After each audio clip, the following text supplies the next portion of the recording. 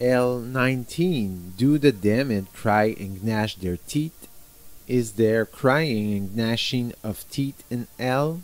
We should say no, there isn't. If people cry, if people grind their teeth, it is because they are suffering, and if they are suffering, then they do not want to stay in L. However, it has been said throughout all these videos that L is linked to a blasphemy against the spirit, therefore it's a perfectly lucid choice, a perfectly mastered choice with an apparent advantage, which is called their exalted freedom. On the other hand, it has been said that the damned, since they choose someone who appears to have an advantage for them, when they meet someone from heaven by chance, proclaim that they are happy, that for nothing in the world they will change their choice. So what is it? Can they be happy and unhappy at the same time? In reality, they are liars who also deceive themselves. Their pride turns them into liars. Deep within, it's true. They choose and they never repent, and it's voluntary, but their entire soul is separated from God, friendless.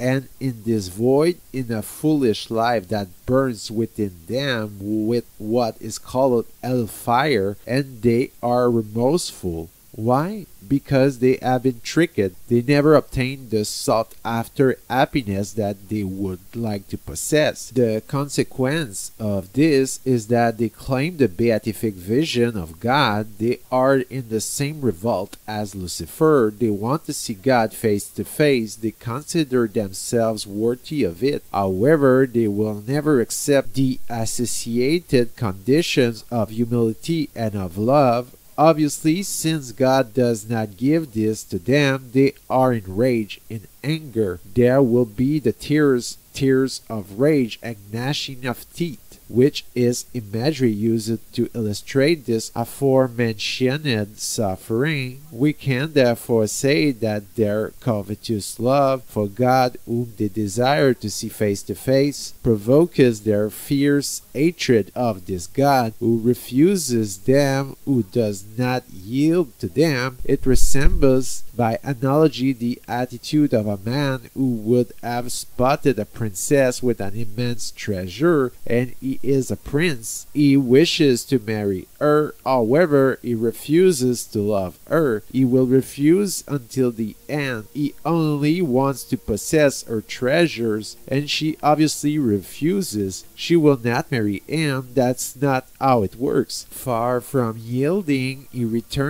to his castle, where, full of rage, he fumed with hatred towards this princess. We can see this. The attitude of the damned is that of demons. This is not the reaction of poor sinners, of course.